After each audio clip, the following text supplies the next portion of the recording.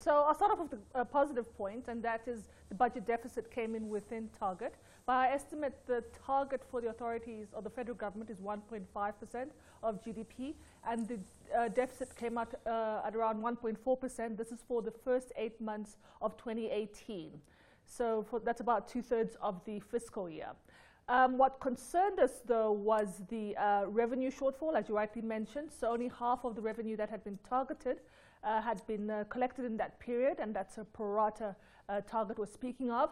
And the other thing that concerned us about the budget was how, the amount of revenue that was dedicated towards debt servicing. So as you know, in 2017, that number came out at 67% of revenue. That's the debt servicing costs, which is extraordinarily high. It suggests that almost 70% of revenue goes towards debt servicing.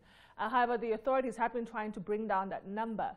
However, the data for the first 8 months of the fiscal year suggested that debt servicing costs were still high, mainly because revenue underperformed, as I mentioned. The other issue is that the budget was approved late.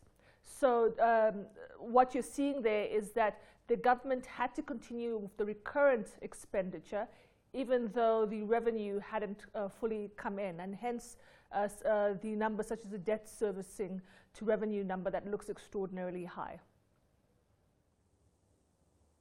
Okay, all right, Yvonne, I have with me here Sam Chidoka. He has a few questions to ask as well. Yeah, hello, Yvonne. I've seen your report, and what I just wanted to find out from you, from your viewpoint, do you think that Nigeria's current debt profile is sustainable on a long term?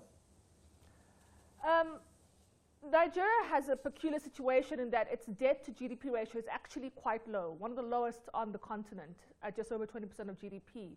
The issue that Nigeria faces is that its revenue number is extraordinarily low for a country of its size and of its per capita income. As you know, revenue to GDP number is around 6% of GDP. So that implies that when you put any expenditure item next to revenue, it looks extraordinarily high. Now, in terms of the outlook, as long as the economy continues to grow at around 2 to 3%, we do think it's in a position to service the current debt it holds. Our concern comes when the currency moves, and if it moves sharply. So let's say going in 2019, 2020, if we do see sharp movements in the currency for whatever reason, if the oil price goes south, then you do worry, yes, about the capacity of the authorities to service the foreign debt that they've taken up quite a bit during the course of this administration. But as it stands, we do believe the debt situation is sustainable. All right, Yvonne, I would like you to lend your voice to a conversation I was having earlier with Sam here about Nigeria's fiscal deficits. The World Bank says, you know, we might see this widen further because of due to increased pre-election spending and sustained revenue shortfalls. What do you make of this? Yes, that is a risk in any election year. We do worry about the spending that's directed towards the elections. What will help in Nigeria's case is that CapEx spend has been very poor. That's probably the other item I should highlight from this budget, which is concerning to us. In the first 8 months of the year, they'd spent only 1% of what they'd intended to spend. Now, I should try and contextualize that. As you know, because of the late approval of budgets under this administration, they have continued to execute CapEx into the following fiscal year. So this number doesn't reflect what was actually being spent from the 2017 budget in the first 2 quarters of this year. It was higher. But in it of itself, of the fiscal year 18 budget, it is quite low. Now, because CapEx is low, that does mitigate for the pickup in spending we'll see on the recurrent side for the election. So we shouldn't see such a big breach on the spending side, given that CapEx is underspent. All right, Sammy. Okay, Yvonne, going through your report, I see that it was a review of how we've done in terms of 2018 budget for 8 months. But what is your sense in terms of where we are today, election expenses that we're expecting, the fact that the budget was passed late, and how that ties into inflation going forward? You've spoken about the currency, But what's your sense in terms of inflation going forward? Okay, so if we look at inflation rates sitting at around 11, 12%, our house view is that we should see it move sideways in that region over the short term. We're not overly concerned about what election spending could mean for the inflation. That said, we do think there's upside risk. It's something we price in an election period that spending could pick up, so there's upside risk to inflation. But we don't think it's meaningful, and it's probably one of the reasons why we didn't see the MPC tighten last week, because while they also see upside risk to inflation, we don't think it's significant. So yes, going into these elections, as I mentioned, as it stood the first 8 months, the budget deficit was within target. We're likely to see a small breach when we look at the full year numbers when the data does come out, but I don't expect inflation to pick up significantly on the back of the polls.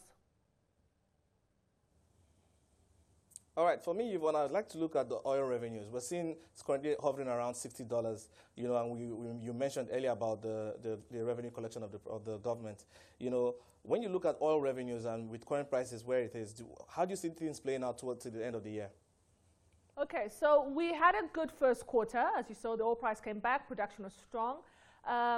In the second quarter, oil revenues did dip a bit because production fell. As you noted, it's one of the reasons why the oil revenues underperformed. Production is expected to pick up in the second half of the year, so a lot more constructive about what that means for oil revenues for the third quarter. Unfortunately, fourth quarter numbers will show the hit from this low oil price we are seeing today. So overall, there has been a recovery in the oil price compared to 2017. We do show a chart in our note that shows that oil revenues have doubled compared to 2016. So there has been an improvement. That's positive. It's not where it was in 2013, but there's certainly been a recovery. And I think overall we'll see a recovery relative to 2017 at year end.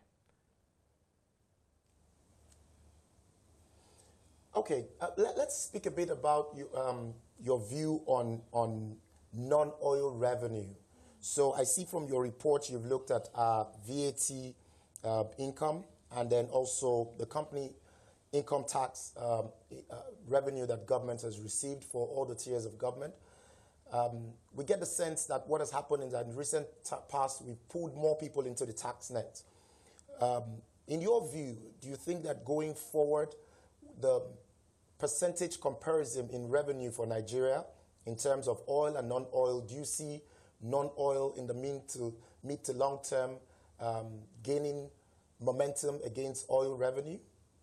The short answer to that, the medium to long term, yes. But as you've mentioned, it takes a while. So the challenge Nigeria has faced under this administration is that they've been trying to grow the low revenue number we mentioned of 6% of GDP using administrative measures. So broadening the tax base, as you mentioned, improving compliance, which is happening behind the scenes, but that tends to take time. It takes even longer when an economy has been in recession, and as we know, the economy only started growing in the second quarter of last year.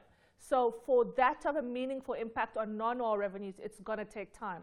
That's why what you've actually seen is that the oil revenue share of total revenue has picked up from 50% in 2016 to back to two-thirds, around 66% today.